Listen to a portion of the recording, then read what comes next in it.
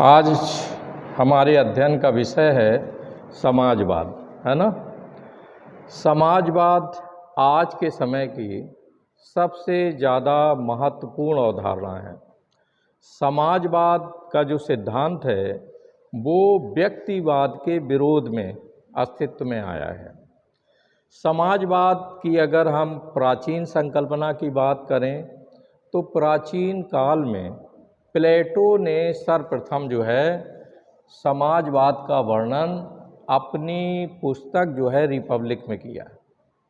जब वो ये कहता है कि राज्य को संपत्ति पर नियंत्रण रखना चाहिए और जो सैन्य वर्ग है और जो शासक वर्ग है उसको उसके सामाजिक जो है भोजन की व्यवस्था होनी चाहिए और राज्य के संसाधनों पर उनका नियंत्रण नहीं होना चाहिए, है ना। इसके बाद आप देखें कि एक पुस्तक और अस्तित्व में आई। मूर एक विद्वान है, मूर ने यूटोपिया किताब लिखी है। यूटोपिया नोट कर लो। थॉमस मूर की जो पुस्तक है वो है यूटोपिया, और यूटोपिया में उसने पहली बार जो है इसकी चर्चा की है। किसकी? समाजवाद की। और उसमें भी उसने यही कहा है कि जो राज्य के संसाधन हैं उन पर नियंत्रण राज्य का होना चाहिए। अब समाजवाद और व्यक्तिवाद में क्या अंतर है? व्यक्तिवाद ये कहता है कि जो राज्य के संसाधन हैं वो व्यक्ति के नियंत्रण में रहने चाहिए। किसके नियंत्रण में रहना चाहिए? व्यक्ति के नियंत्रण में रहना चाहिए। वहीं आप देखें जो समाजवादी सिद्धांत है वो ये चाहता है कि जो राज्य के संसाधन हैं उन पर राज्य एवं समाज का नियंत्रण हो, नंबर एक। और नंबर दो ये है कि जो समाज के संसाधन हैं उनका वितरण भी राज्य के नियंत्रण में रहना चाहिए, यानी वितरण के साधनों पर भी राज्य का नियंत्रण रहना चाहिए। आप देखें समाजवाद दो तरह का है।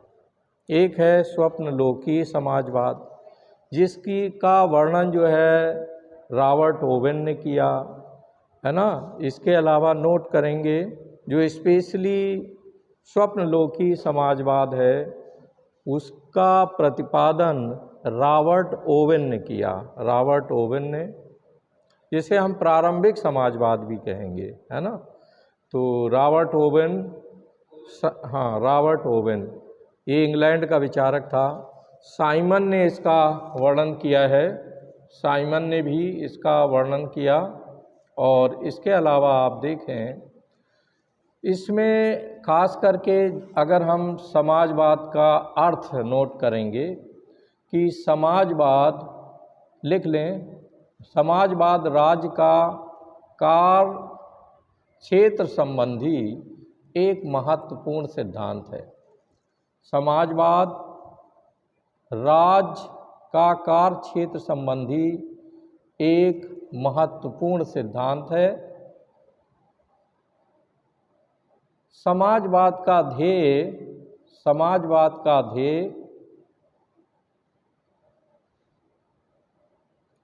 संपूर्ण समाज की आर्थिक उन्नति करना है। संपूर्ण समाज की आर्थिक उन्नति करना है।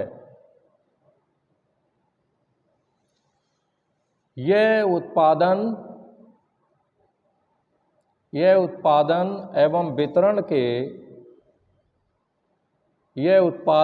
वितरण के समस्त साधनों पर राज्य का नियंत्रण करना चाहता है। समस्त साधनों पर राज्य का नियंत्रण चाहता है।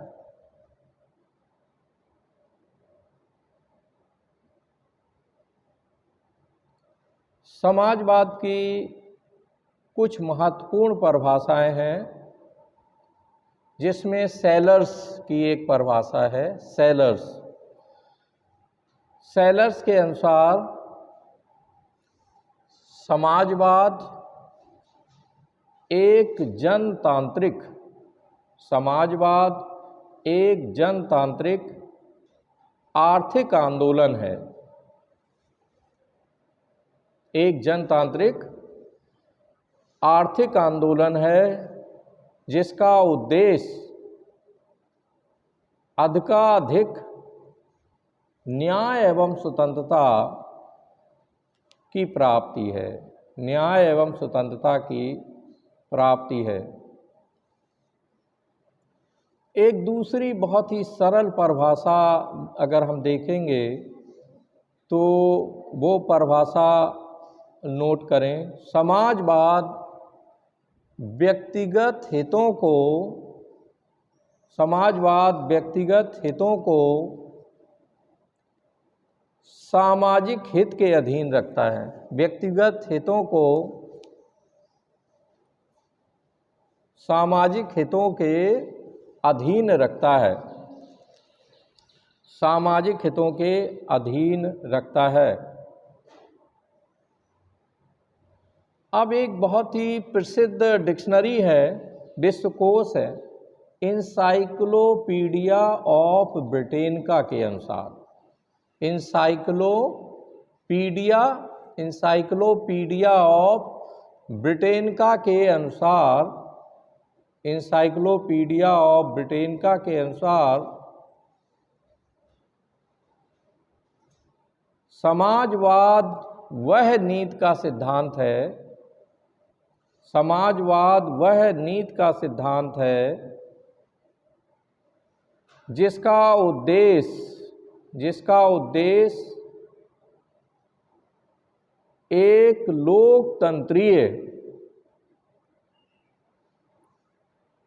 लोकतंत्रीय केंद्रीय सत्ता के कार्य द्वारा, लोकतंत्रीय केंद्रीय सत्ता के कार्य द्वारा प्रचलित व्यवस्था की अपेक्षा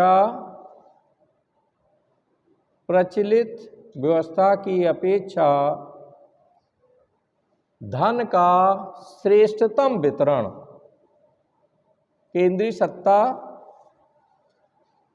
के कार्य द्वारा प्रचलित व्यवस्था की अपेक्षा धन का श्रेष्ठतम वितरण एवं उसके अधीन रहते हुए धन का श्रेष्ठतम उत्पादन कराना है।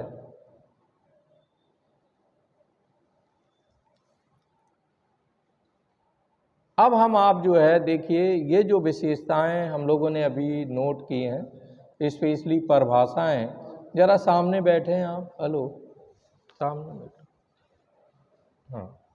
अब आप विशेषताएं नोट करिए, समाजवाद की प्रमुख विशेषताएं। इनमें पॉइंट पर हम लोग चर्चा करेंगे और इसके बाद हम उन पॉइंट्स की विवेचना करेंगे और आपको उन्हें समझना है। समाजवाद की प्रमुख विशेषताएं क्या हैं? पहली विशेषता है कि व्यक्ति की अपेक्षा समाज की महत्ता, व्यक्ति की अपेक्षा समाज की महत्ता।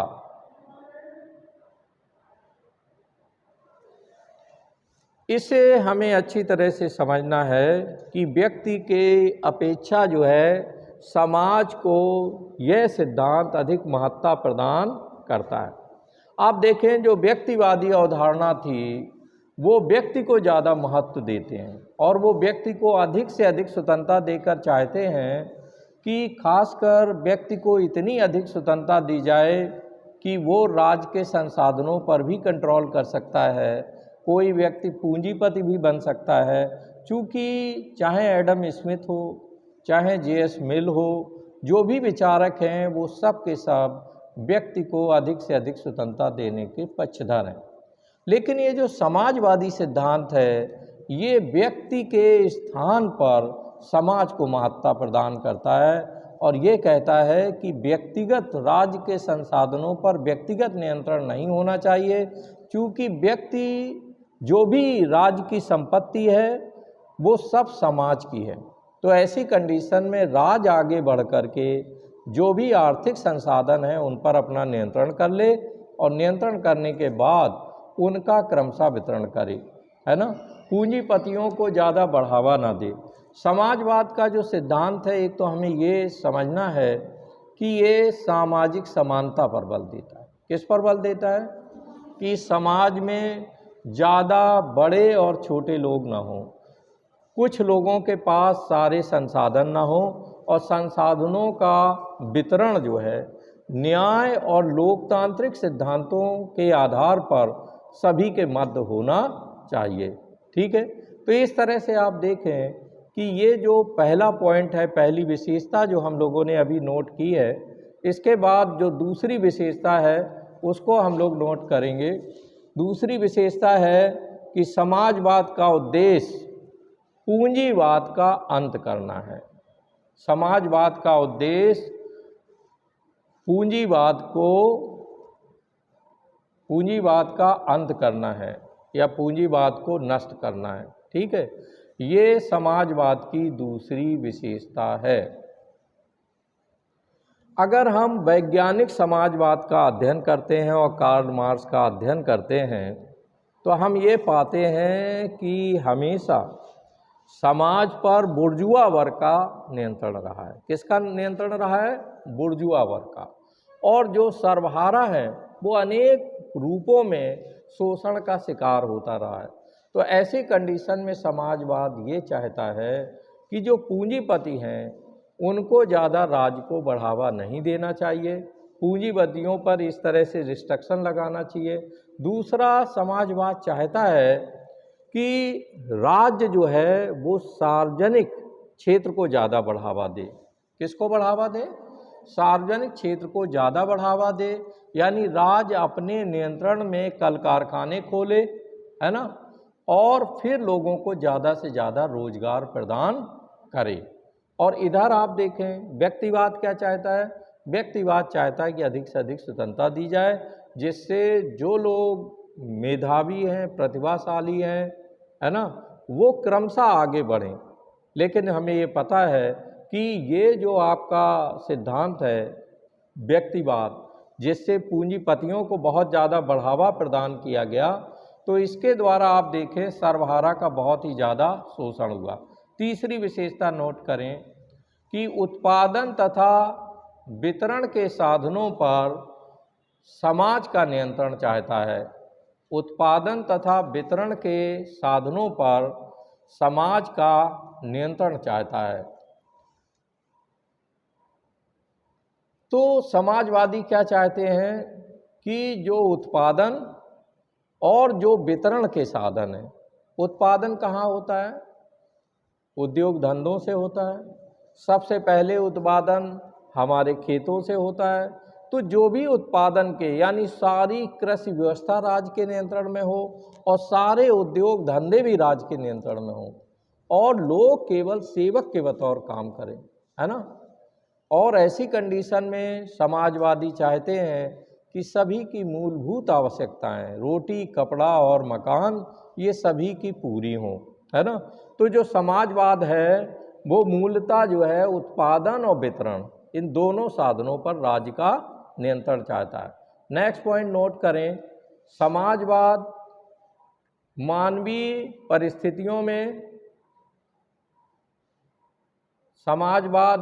परिस्थितियों में समानता पर बल देता है। समानता पर बल देता है।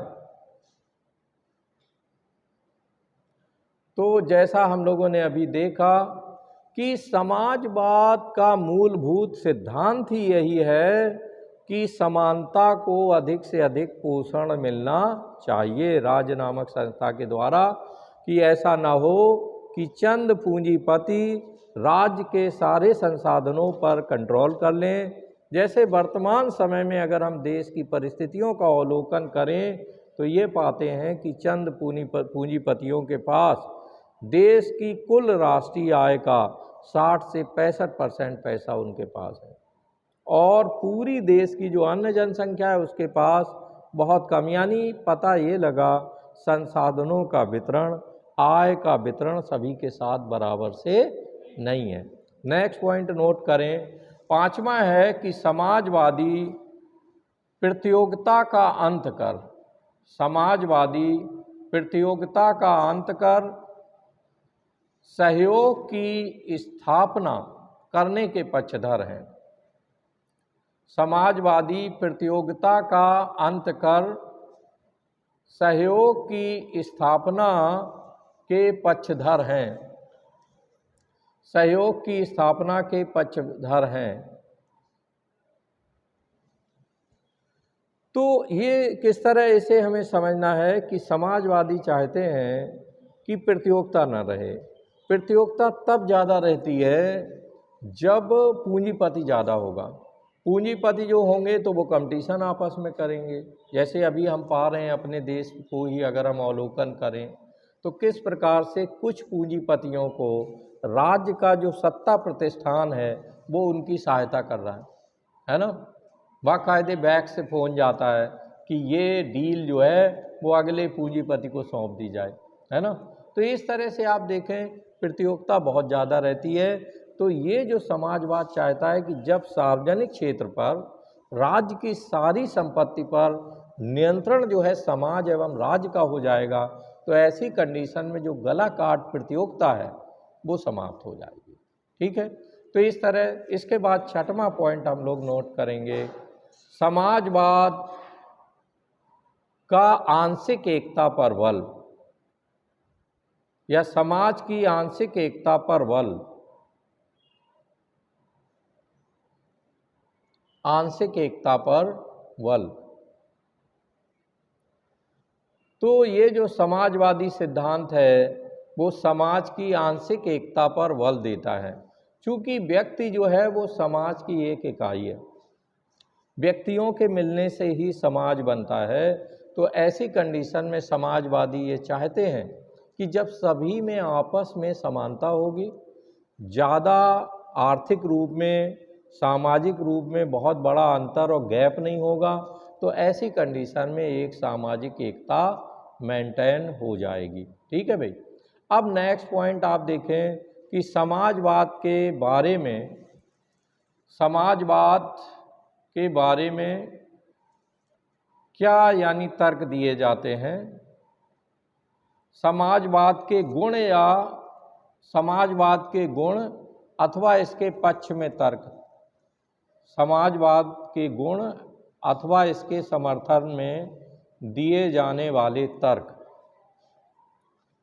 समाजवाद के गुण या इसके समर्थन में दिए जाने वाले तर्क।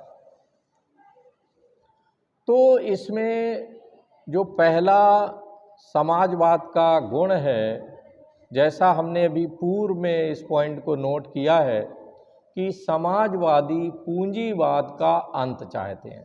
पहला गुण नोट करें कि जो समाजवादी हैं वो पूंजीवाद का अंत करना चाहते हैं। पूंजीवाद का अंत। नेक्स्ट है समाजवादी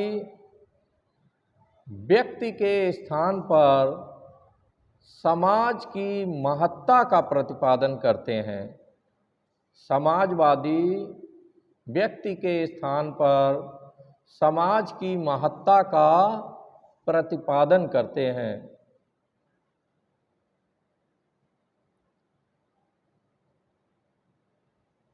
तीसरा गुण ये है कि उत्पादन के साधनों पर समाजवादी सामूहिक स्वामित्व चाहते हैं। उत्पादन के साधनों पर समाजवादी सामूहिक स्वामित्व चाहते हैं।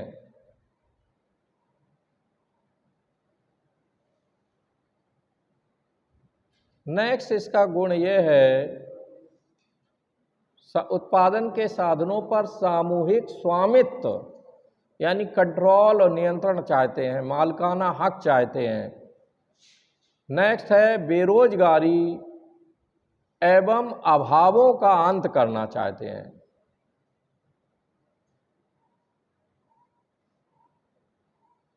बेरोजगारी एवं अभावों का अंत करना चाहते हैं। ठीक है। नेक्स्ट इसका गुण यह है कि वर्ग संघर्ष एवं सामाजिक कुरीतियों का अंत करना चाहते हैं। वर्ग संघर्ष एवं सामाजिक कुरीतियों का अंत करना चाहते हैं। समाजवाद के अनुसार उत्पादन का उद्देश्य समाज का हित होता है। समाजवाद के अनुसार उत्पादन का उद्देश्य ही समाज का हित होता है। नेक्स्ट गुण यह है कि समाजवादी व्यवस्था में मानवीय एवं नैतिक गुणों का विकास होता है। समाजवादी व्यवस्था में मानवीय एवं नैतिक गुणों का विकास होता है।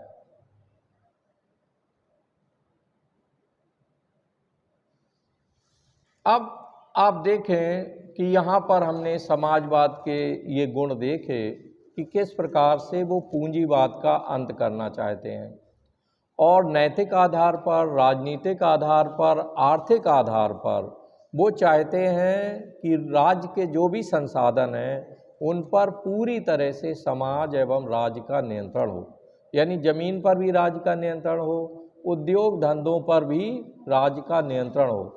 यहाँ कार्ल मार्क्स की वो परिभाषा हमें याद रखना है कि वो जो कहता है कि प्रत्येक को उसकी आवश्यकता के अनुसार और प्रत्येक को उसकी योग्यता के अनुसार, each according to his need and each according to his ability.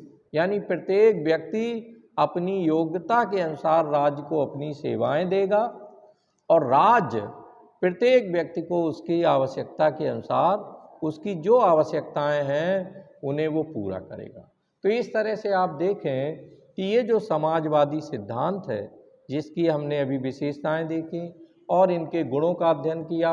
अब प्रश्न ये उठता है, अगर आपके एग्जाम में आता है कि समाजवाद की क्या आलोचनाएं भी हैं, तो समाजवाद की कौन सी आलोचनाएं हैं? समाजवाद की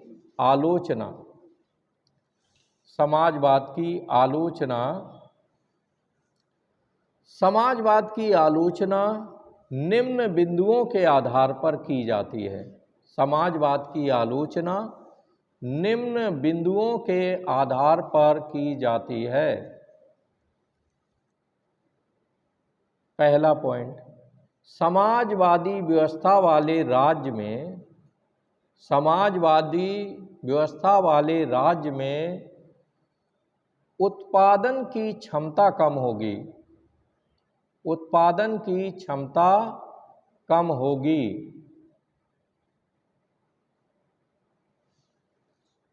दूसरा पॉइंट है कि समाजवाद में नौकरशाही और लाल फीताशाही का बोलबाला हो जाता है।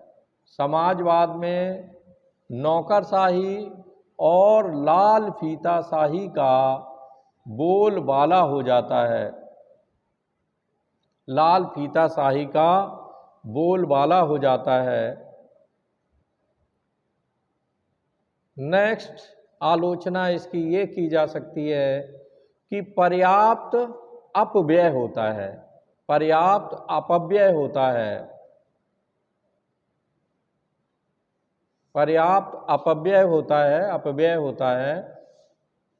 और नेक्स्ट, प्रतियोगिता विहीन उत्पादन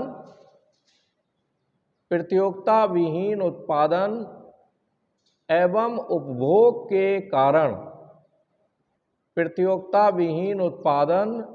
उपभोग के कारण उपभोक्ता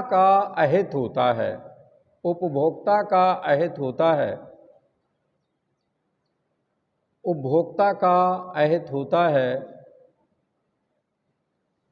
और नेक्स्ट, समाजवाद में व्यक्तिगत स्वतंत्रता का अंत हो जाता है।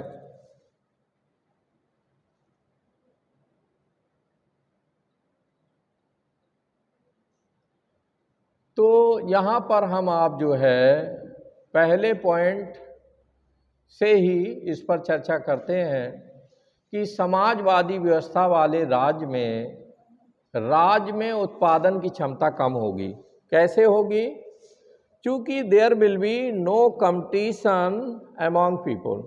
चूँकि सभी लोग राज्य के नौकर हैं, सभी लोग काम कर रहे हैं। जैसे आज हम ये पाते हैं कि अगर कोई विद्यालय है, अगर वो व्यक्तिगत क्षेत्र में चल रहा है तो वही एम्प्लॉय ज़्यादा मेहनत करता है, और अगर वो सार्वजनिक क्षेत्र के अंतर्गत है ना, सरकारी दामाद है, सरकार का अगर वो सर्वेंट है, तो वो बिल्कुल फिक्स रहता है। अभी जैसे मैंने रेलवे स्टेशन अपना अवलोकन किया, तो इससे पहले सार्वजनिक क्षेत्र में उसमें एम्प्लॉय रहते थे और वो बहुत ही गंदगी रहती थी। एट प्रेजेंट टाइम में मैं पा रहा हूँ कि चूँकि व्यक्तिगत हाथ में दे दी गई सफाई, तो अब आप देखेंगे स्टेशन पर बराबर रोलर चलता रहता है ना, और बराबर जो है कंटिन्यूअस सफाई होती रहती है। तो एक्चुअली यहाँ क्या रहेगा कि there will be no competition, और कंपटीशन ना होने की वजह से उत्पादन के संसाधनों पर बाकायदे प्रभाव पड़ेगा। दूसरा पॉइंट क्या नोट किया आपने कि समाजवाद में नौकरशाही को बढ़ावा मिल जाएगा। यानी जो नौकरशाह हैं, आईएएस हैं, पीसीएस हैं, और जो भी नौकरशाह हैं उन पर डिपेंडेंट रहती है, तो एक प्रकार से लाल फीताशाही को बढ़ावा मिलता है। ये लाल फीताशाही क्या है?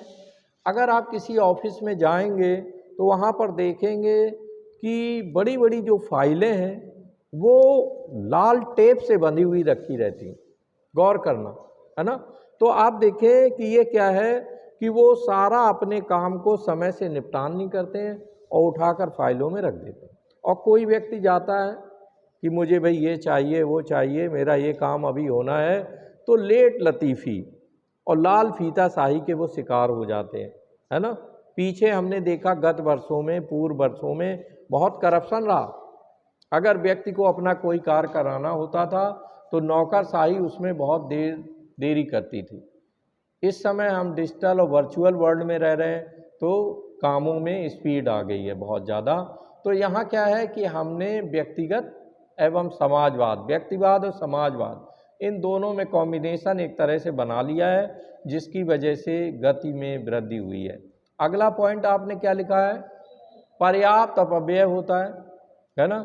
सार्वजनिक क्षेत्र में आप देखें, व्यक्तिगत क्षेत्र में अगर कुछ ही लोग काम कर रहे हैं तो वो अच्छा निष्पादन, अच्छा रिजल्ट देंगे, और वहीं हम ये पाते हैं कि वो काम जब सार्वजनिक क्षेत्र में दे दिया जाता है तो लोग ज़्यादा लगते हैं, लेकिन क्वालिटी ऑफ वर्क जो है वो प्रभावित होता है, पैसा ज़्यादा हमें व्यय करना होता है।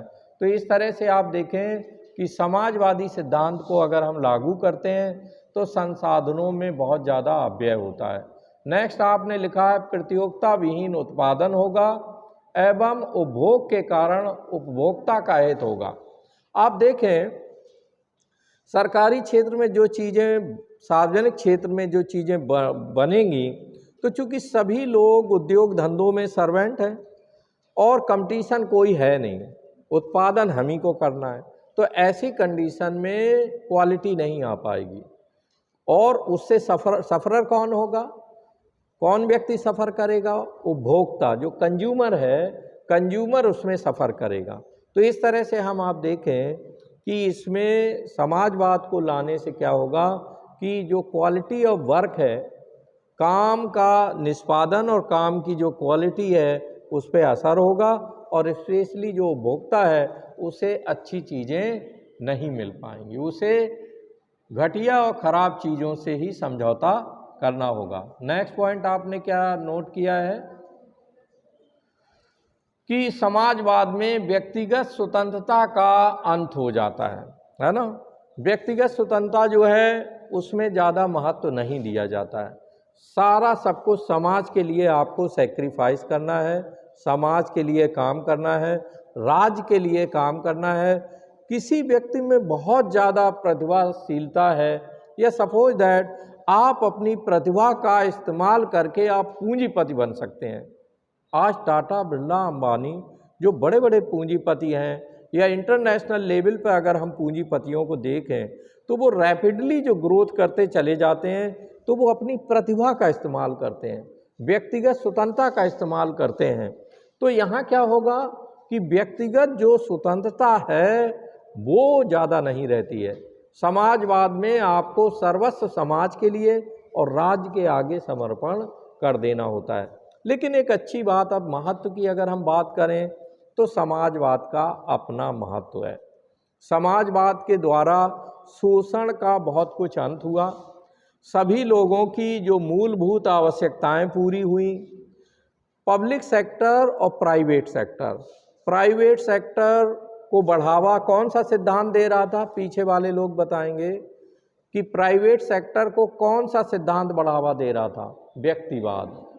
लेकिन समाजवाद ने कहा नहीं, कि हमें पब्लिक सेक्टर को बढ़ावा देना होगा, सार्वजनिक क्षेत्र को बढ़ावा देना होगा, और जितने भी बड़े बड़े कल कारखाने हैं वो सब राज्य के नियंत्रण में लाने होंगे। अब हम आप देखें, एक साम्यवादी सिद्धांत है जिसको हम वैज्ञानिक समाजवाद कहते हैं, तो वो तो पूंजीवाद का पूर्ण सफाया चाहता है।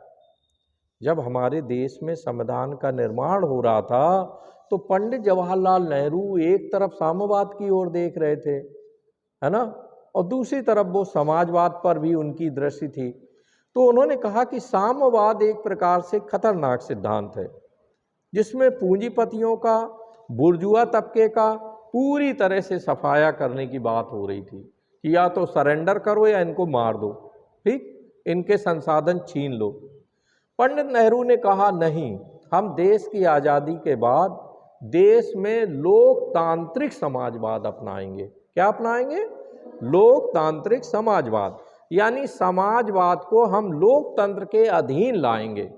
और इसके अंतर्गत उन्होंने क्या किया कि पब्लिक सेक्टर को बढ़ावा दिया। सार्वजनिक क्षेत्र के बड़े बड़े कल कारखाने खोले गए।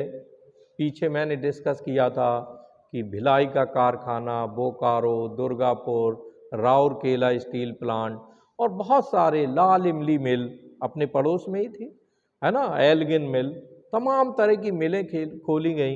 रेलवे को सरकार अपने नियंत्रण में ले आई, रोडवेज सरकार अपने नियंत्रण में ले आई, और इस तरह लोगों को अधिक से अधिक रोजगार, सरकारी रोजगार मिला। तो इस तरह आप देखें कि पंडित नेहरू ने कहा कि हम पूंजीपतियों को भी आगे बढ़ने का समान मौका देंगे, लेकिन हम उनसे हाई टैक्सेशन लेंगे, ज़्यादा से ज़्यादा टैक्स वसूलेंगे, और वो जो टैक्स से हमारे पास पैसा आएगा उसके लिए हम गरीबों के लिए योजनाएं बनाएंगे।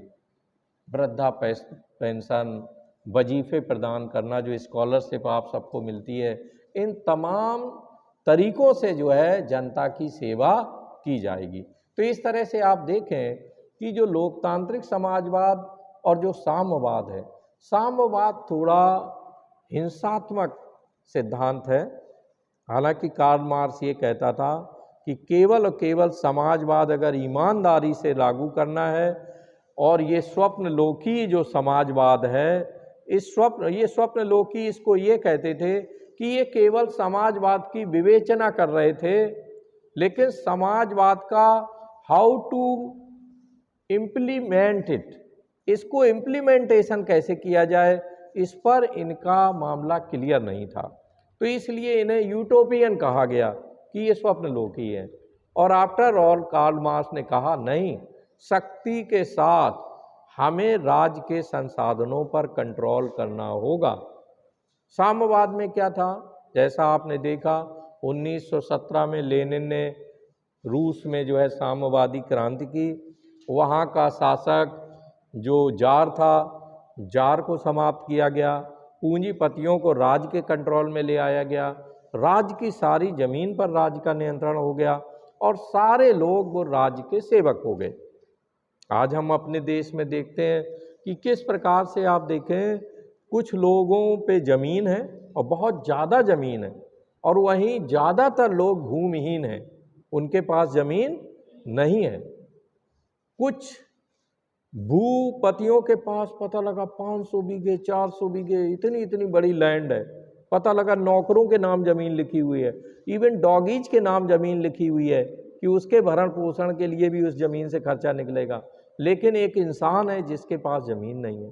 तो ऐसी कंडीशन में आप देखें, कार्ल मार्क्स ने इसको वैज्ञानिक समाजवाद इसलिए कहते हैं, उसने कहा नहीं, हमें शक्ति के साथ राज्य के संसाधनों को, मजदूरों को कंट्रोल करना होगा, लेबरर्स को एक प्लेटफॉर्म पे आना होगा। और उसने बाकायदे जब घोषणा की, एक अंतर्राष्ट्रीय सम्मेलन पहली बार मजदूरों का कार्ल मार्क्स के समय में हुआ, तो उसमें उसने भाषण देते हुए कहा कि तुम्हारे पास खोने के लिए कुछ भी नहीं है, तुम तो वैसे ही पैदल हो, एक तुम्हारे पास हसिया है, फावड़ा है, इसके अलावा और क्या है, लेकिन पाने के लिए तुम्हारे पास पूरा संसार है। इसलिए बी यूनाइट, आप लोग संगठित हो जाओ और इन पूंजीपतियों को, राजतंत्र को उखाड़ फेंको और मजदूर स्वयं शासन करें, सभी सत्ता पर कंट्रोल करें और मजदूर लोग शासन करें और सारी जितने भी संसाधन हैं उन पर नियंत्रण कर लें, समाज के अधीन और राज्य के अधीन।